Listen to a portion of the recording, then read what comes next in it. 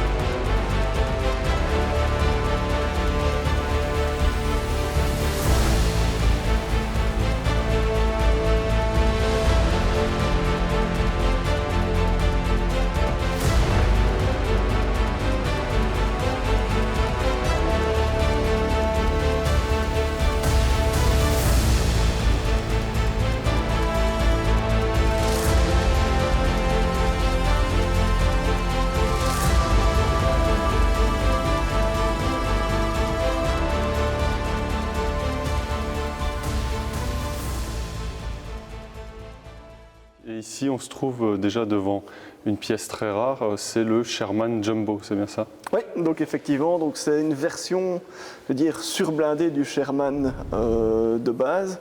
Donc on le voit bien ici avec les plaques de blindage supplémentaires, également la transmission et la tourelle qui sont renforcées. Donc c'est une version d'assaut donc qui est destinée à pouvoir encaisser les tirs des canons anti-chars allemands.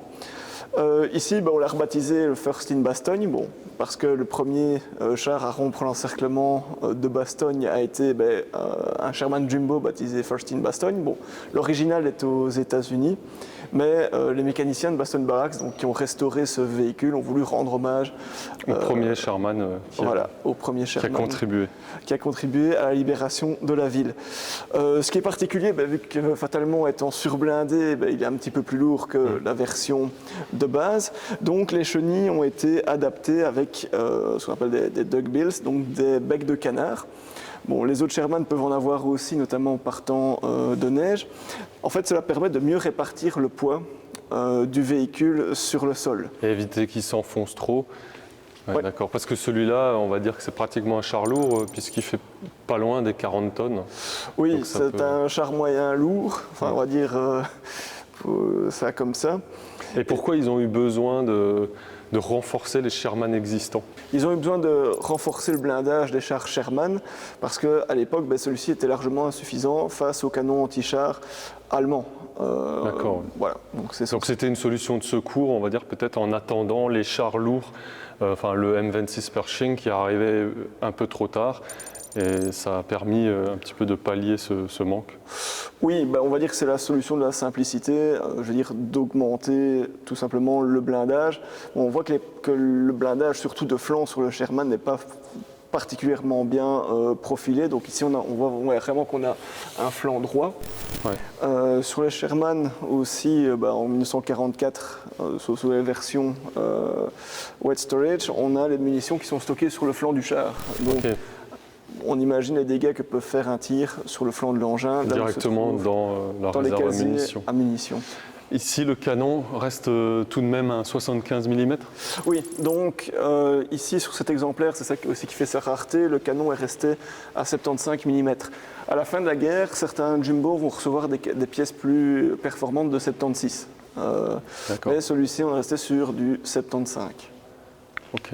Donc le mantelet est également renforcé sur celui-là? Oui, donc le mantelet est renforcé, c'est une tourelle spéciale qui est différente de celle des autres Sherman, notamment avec son mantelet renforcé qui est très caractéristique.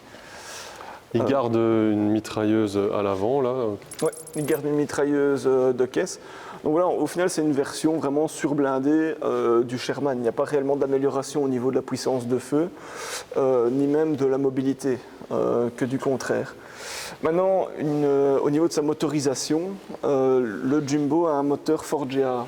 Donc c'est un moteur qui est plus performant globalement que les moteurs en étoile, qui eux sont des moteurs d'aviation qui au départ n'ont pas été conçus pour motoriser un char. C'était pas vraiment prévu au départ, mais ils ont fait avec tout début de la production, quoi. Oui, c'est ça. Bon, l'utilisation des moteurs en étoile a déjà débuté avec les M3 Grande Teli.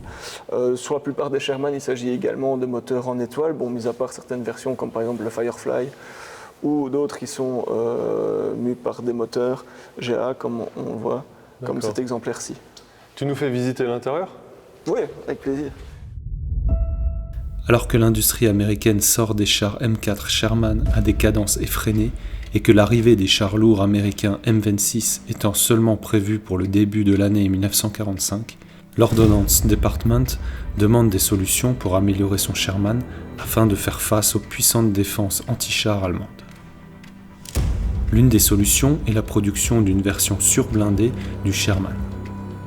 Le M4 A3E2 voit le jour, décrit comme Infantry Assault Tank. Désormais, le blindage du mantelet atteint les 178 mm d'épaisseur. La protection de la nouvelle tourelle, 152 mm, et les flancs de la caisse, 76 mm contre 38 à 51 auparavant. La surcharge du blindé le fait toutefois régresser avec une vitesse limitée à 35 km/h sur route et 22 km/h en tout-terrain malgré son puissant moteur V8 Ford GAA de 500 chevaux. Son autonomie se réduit à 160 km. Le canon M3 de 75 mm est conservé.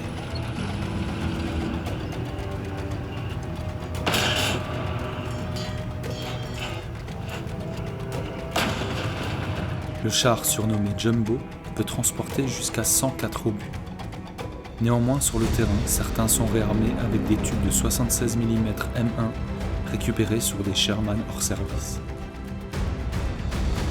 On va passer par là.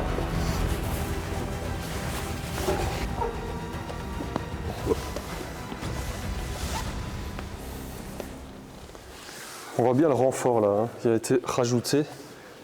Oui, donc c'est vraiment une version largement surblindée. On peut peut-être descendre au poste piloté copilote. Par ici, Ouais. ok. Allez, je vais rentrer à côté de toi.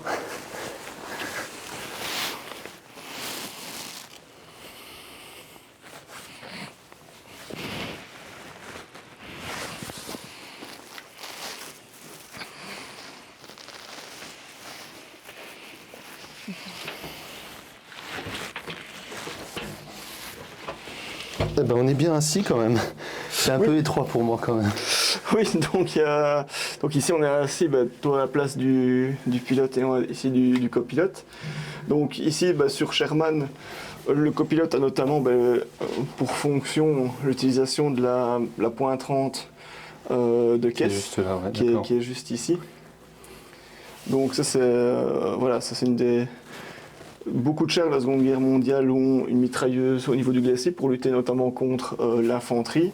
Au cours de la guerre froide, souvent ces mitrailleuses sur le glacis vont être supprimées. D'accord. Ce qu'on a devant nous, sont tout ce qui est boîte de vitesse et transmission. Donc sur le Sherman, on voit avec l'épaisseur déjà du blindage plus ça, c'est une protection supplémentaire également. Ici, on a au milieu l'arbre de transmission qui passe. Et en dessous de mon siège, j'ai une trappe d'évacuation supplémentaire aussi. Ah oui, d'accord. Parce que quand un char est touché, il faut l'évacuer évidemment le plus rapidement possible et parfois ça se compte en secondes. Ok, là on voit bien la tourelle vue par en dessous. Il manque le palier, mais donc voilà, ça c'est une tourelle. Sur les chars américains en général, les tourelles sont relativement spacieuses. C'est vrai. Contrairement à ce qu'on a pu voir dans d'autres véhicules jusqu'à présent. Donc voilà, ça permet d'avoir plus de liberté de mouvement également et plus de confort. Maintenant, le désavantage c'est que ça donne des chars plus hauts, donc plus facilement repérables. D'accord.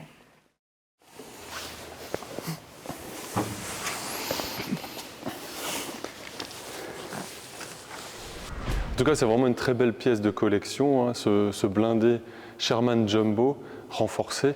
Vous en avez encore beaucoup comme ça, je pense, dans Boston Barracks. Tu veux nous faire visiter. Vous avez combien de blindés, en tout cas, accessibles au public dans le musée? Donc ici, sur le site, on expose une centaine de véhicules de la Seconde Guerre mondiale, dont une trentaine de chars. Il y a également des pièces d'artillerie voilà, qui sont en lien avec le combat anti-char. Voilà, parce qu'ici, c'est un musée, oui, qui est dédié à la guerre mécanisée au cours de la Seconde Guerre mondiale. Donc on a ici deux halls d'exposition, celui-ci dans lequel se trouve le Jumbo, qui est dédié à la bataille donc des Ardennes, et un second qui est dédié à la guerre mécanisée en général et qui couvre tous les autres fronts, du front de l'Est jusqu'à l'Afrique du Nord avec notre Grant. D'accord. Et vous avez également un hangar, je crois, et un atelier de restauration, c'est ça? Oui, c'est ça. Donc la spécificité de Boston Barracks, c'est qu'il y a également sur place un atelier de restauration, donc qui est mis en œuvre par des militaires qui travaillent tous les jours à la restauration ou au maintien en état de ces véhicules, ce qui demande beaucoup de travail et beaucoup de budget également. D'accord, ouais, c'est sûr. Bah, j'espère qu'on pourra aller voir ça tout à l'heure. Oui, et on va continuer notre visite. Au total, c'est 254 exemplaires du char surblindé M4A3 qui sont assemblés par le constructeur Fischer de mai à juin 1944.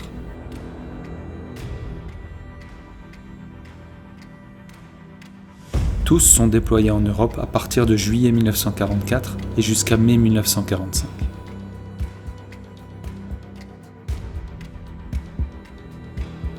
Mais c'est à l'été 1944 que ces Sherman s'illustrent lors de l'opération Cobra en Normandie.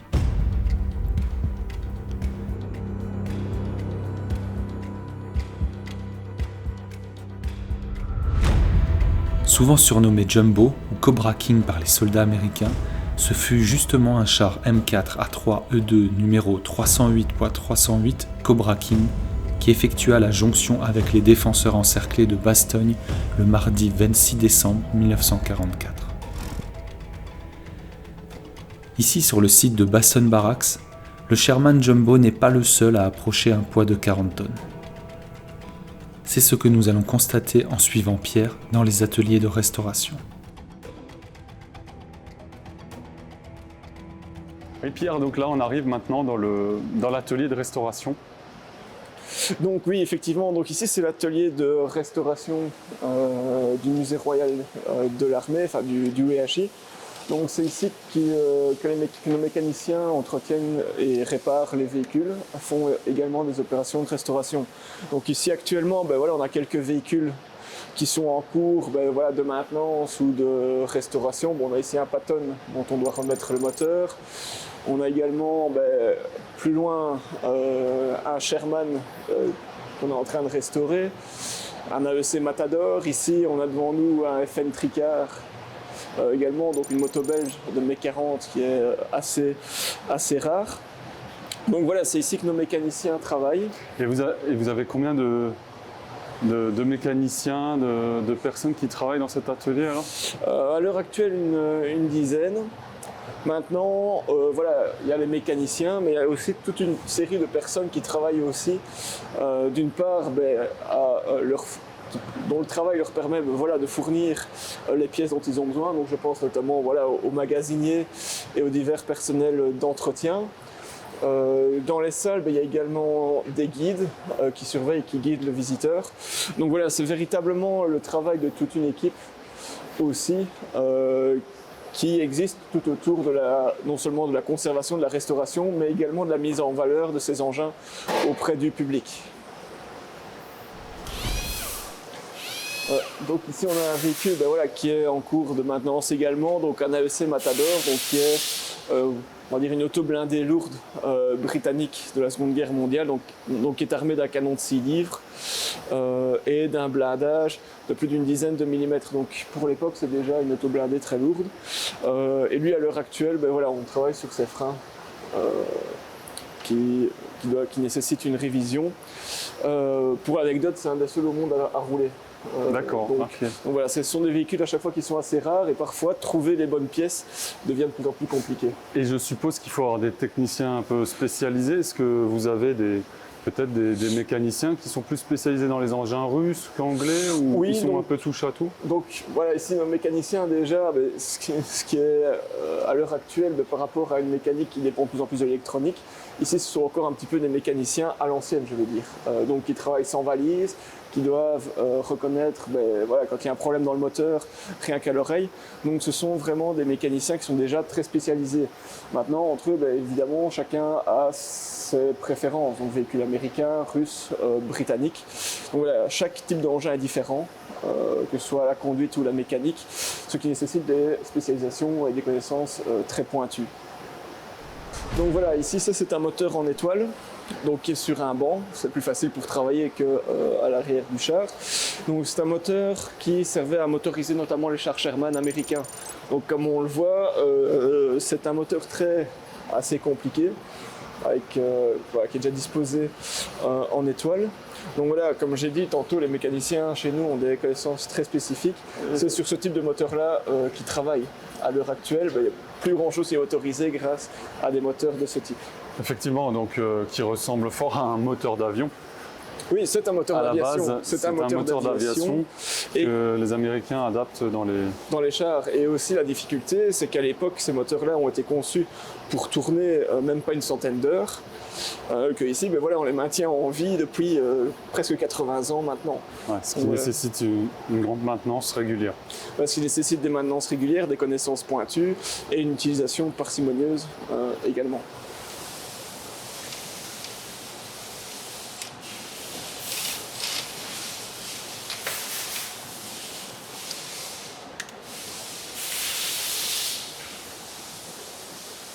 Oui, donc Eric, là on est devant l'IS-3 que vous êtes en train de réparer. Qu'est-ce que vous êtes On est en train de le faire réparer. En fait, il y a une équipe, donc c'est pas moi qui travaille dessus, c'est une équipe un peu spécialisée pour les engins russes, les engins américains. Enfin, on sait tout faire, mais voilà, on a chacun un petit peu ses préférences. Donc ici, il y a une équipe qui est en train de refaire l'embrayage complet. L'embrayage. Parce qu'en fait, malheureusement, c'est un système qui, dès qu'il se dérègle un petit peu, et ça a tendance à bouger régulièrement, sur les engins russes, ça a tendance à user tout très très rapidement, quoi. Mais alors ça demande un travail énorme pour pouvoir accéder justement à l'embrayage. Il faut démonter une partie de la boîte de vitesse en fait, donc du système de différentiel et tout ça. Donc ça prend énormément de temps pour pouvoir changer Déjà, ça. rien que pour accéder à la pièce. Rien que pour pouvoir accéder à la pièce, oui, là ils y sont déjà depuis je pense 4 jours déjà, rien que pour pouvoir y accéder. Ouais. Et donc là, vous avez dû démonter par l'arrière pour accéder à cette toujours par pièce. l'arrière en fait, donc je ne sais pas si vous voulez aller voir. Oui, on va aller voir ça. Voilà, ouais. Ok, On on va part, passer ouais. peut-être par là. C'est tout un travail parce qu'en fait, regardez, quand vous voyez les masses à déplacer, Oui, ça fait tout de suite avec... c'est extrême. Hein, ça. À chaque fois, il faut des machines pour lever une pièce comme ça, compter 400-450 kilos. Quoi. Donc ça, c'est la chaise de route qui est en Donc, principe... qui est derrière. Ah oui, parce qu'on tourne le Oui, canon sur toujours. l'IS-3 Oui, donc pour le transport. Pour le transport et tout ça. Donc, pour le déplacement. Oui, tout à fait. Ok. Vous voyez ici, c'est quand même une solide masse, donc c'est énormément. Hein. Tout ce qui est acier et tout ça, donc la mécanique n'est pas mal, mais le problème c'est que les pièces intermédiaires et tout ça, puis elles ont le rage aussi, donc il y a un moment où ça doit lâcher malheureusement. Ouais. Donc là, ici, c'est la pièce que vous avez sortie. donc ici, oui, voilà, c'est en partie donc la boîte de vitesse, enfin une partie de la boîte de vitesse. Ici avec le différentiel, vous avez les bornes de frein donc qui agissent sur le différentiel pour soit bloquer d'un côté. Donc c'est un peu le système du différentiel. Vous bloquez un côté et l'autre tourne. C'est pour faire pivoter en fait. Donc voilà, comme ça. Ah ouais. Et quand vous serrez sur les deux, en fait, ça fait office de frein, quoi. Ouais. Et donc là, elle était placée comme ça, ici. Donc en fait, elle est placée, voilà, oui. Donc sur l'arrière. Après, il y a les arbres de transmission qui viennent rechercher latéralement donc la pignonnerie, je vais dire, qui entraîne, les barbotins qui entraînent les chenilles, oui. Oui. Vous voyez, tout Et le alors, système. vous sortez la pièce avec un pont roulant ou avec une grue Alors, d'affilée? pour le moment, normalement, on fait ça avec le Bergpanzer, mais voilà. qui est malheureusement en panne aussi, parce qu'il faut savoir que lui sort presque tous les jours, on s'en sert presque tous les jours, donc il a une flèche de 20 tonnes, donc qui est assez pratique. Malgré qu'on a une dépanneuse, c'est ce qu'on a fait ici, mais le Berg est beaucoup plus précis dans les déplacements, c'est vraiment au millimètre près pour pouvoir déplacer tout ce qui est masse et tout ça, quoi. Donc, ouais. D'accord. Alors ici, on commence tout ce qui est planche. Une fois qu'on a enlevé tout ce qui est planche, on doit enlever tout ce qui est raccordement des transmissions. Puis à ce moment-là, en défaisant tout ce qui est bande de frais pour pouvoir les passer, toutes les tringleries, puis alors à ce moment-là seulement on peut sortir donc l'ensemble complet et accéder directement à l'embrayage. Ouais. Et alors là, vous êtes sur, on va dire, de l'entretien courant d'un blindé russe, mais vous faites aussi de la restauration. On fait de la restauration aussi, donc on a pour le moment le Sherman de Clairvaux. Ah oui, qu'on voit là-bas. Donc on va là-bas, on va ouais. peut-être aller le voir rapidement. Donc là, c'est plus, comme on appelle ça, nous, la restauration pot de fleurs. Donc c'est Pour remettre dans la ville après. Pour remettre dans la ville en exposition. Et là, il doit être vraiment picobello au détail près, comme à son origine, en fait. Hein. Un petit peu comme celui de Oufalise. Comme celui de Oufalise, oui, voilà. Mais bon, où vous aviez refait la pas- tourelle à ce moment-là. oui, on n'a pas vraiment les mêmes méthodes, nous, parce qu'on essaye d'utiliser au maximum les pièces d'origine. Donc voilà. Et alors là, ben voilà, on est en train de vider tout l'intérieur. Donc c'est un principe qu'on vide tout, on récupère tout. Et alors à ce moment-là, eux décident ce qu'ils veulent en faire. En général, souvent, qu'est-ce qu'ils font? Ben, ils gardent un moteur, la transmission et tout. Et ils peuvent faire dans un musée à côté ou même à côté de l'engin un trait complet pour montrer aux gens ce que c'est que l'intérieur. Et alors, voilà, nous, c'est surtout, on se concentre énormément donc, sur tout ce qui est aspect extérieur, donc restauration complète dans le moindre détail. Vous voyez, ici, typique avec ces barres-là, par exemple, qui servaient pour pouvoir accrocher des broches et tout ça, mettre un système de camouflage. D'accord, donc c'est juste. Donc, c'est, je veux dire, une fabrication locale de l'époque, hein, ça. C'est juste soudé sommairement, là, on Oui, le voit. c'est soudé sommairement. Et s'en servait pour le c'est- camouflage. Voilà, alors, c'était plus facile pour mettre des broches de sapin et tout ça, donc pour pouvoir, voilà, mais bon, pour respecter tout au niveau des marquages, vraiment bien spécifiques, vous voyez. Là, ici, ça a été refait, mais voilà, vous voyez en Oui, on dessous, voyait on en revoit réellement le marquage où théoriquement il devrait être, voilà. Ouais, Ça a c'est été fait bien. une restauration, à mon avis, extérieure sur place qui voilà, ils ont repris les numéros, mais pas remis. Donc nous, notre tâche est vraiment de le remettre. On va jouer avec tout ce qui est photos d'époque et tout ça, vraiment pour le Ouais, et remettre à puis 100% d'origine. Puis les moindres petites traces comme ici, les là, moindres, on voit ouais, que voilà. le US c'était ici, Voilà, et vous allez ouais. pouvoir le On va recaler. essayer correctement. on va essayer déjà de penser pour récupérer le marquage. On va reprendre des mesures et tout ça pour vraiment l'emplacement spécifique, parce qu'il faut savoir qu'à un moment il va passer complètement au sablage. Donc on va lui remettre une couche de peinture, une peinture exprès qui protège le char, une sous-couche, je veux dire, qui est théoriquement 20-25 ans à l'extérieur sans aucun souci. Et alors après on fait une finition donc avec le râle qui est prévu d'époque. Donc il faut vraiment qu'on retombe, parce qu'ici je pense qu'il a déjà été en partie repeint après-guerre et tout ça. Il faut vraiment qu'on retombe sur le râle d'époque. C'est pour ça que quand on démonte certaines pièces, même à l'intérieur, on essaye de regarder Vous voyez encore les couleur, peintures qui n'auraient pas été, enfin qui ont travaillé avec le temps, hein, mais qui sont d'origine. Donc voilà. C'est tous les petits détails, les porte-pelles, enfin les systèmes comment dire, de bras de force, enfin tout. Donc on essaye de remettre vraiment, on refait vraiment à l'identique quand il est arrivé en 44 en fait. D'accord. Ouais. Bon, en tout cas, c'est un sacré boulot. Merci Eric pour toutes ces explications. Avec grand Puis bon plaisir. courage pour la suite. Et puis Ben, vous merci préparez beaucoup. bientôt Nuts, je suppose. Donc On prépare tout doucement le Nuts en parallèle, donc voilà. un petit peu de travail. Un petit Merci. peu de travail. Avec grand À bientôt. plaisir, à bientôt. Merci Pierre de m'avoir accueilli, moi et l'équipe de Tank Memory. C'est pas donné à tout le monde de toucher et d'approcher comme ça des blindés de la Seconde Guerre mondiale, surtout des reliques comme ça, comme le Panzer IV, hein, celui-là un modèle tardif. Et je sais que vous avez encore beaucoup de travail. Oui, on a encore, Dans les ateliers, oui, on a entre encore autres. beaucoup de travaux et de projets en cours. Donc ici, on a, comme je t'ai dit, on a ouvert 2 halls cette année-ci qui sont tout à fait rénovés. Voilà, on a également la mise en place d'une vision immersive dans un char. Ouais. Et ici, dans le courant de l'année prochaine, ce sera un hall dédié à l'artillerie de la Seconde Guerre mondiale qui va être mis en place par les équipes de Baston Barracks, Qui sera accessible au public et qui sera donc un 3e hall Oui. qui ouvrira. qui sera D'accord. accessible au public. Donc voilà, et en parallèle, on continue nos travaux sur les véhicules. Les pour restaurations. Les restaurations pour voilà, offrir de plus en plus de pièces à présenter au public. Eh ben, merci alors. Et puis à bientôt alors. De rien, avec plaisir, à bientôt. Ciao.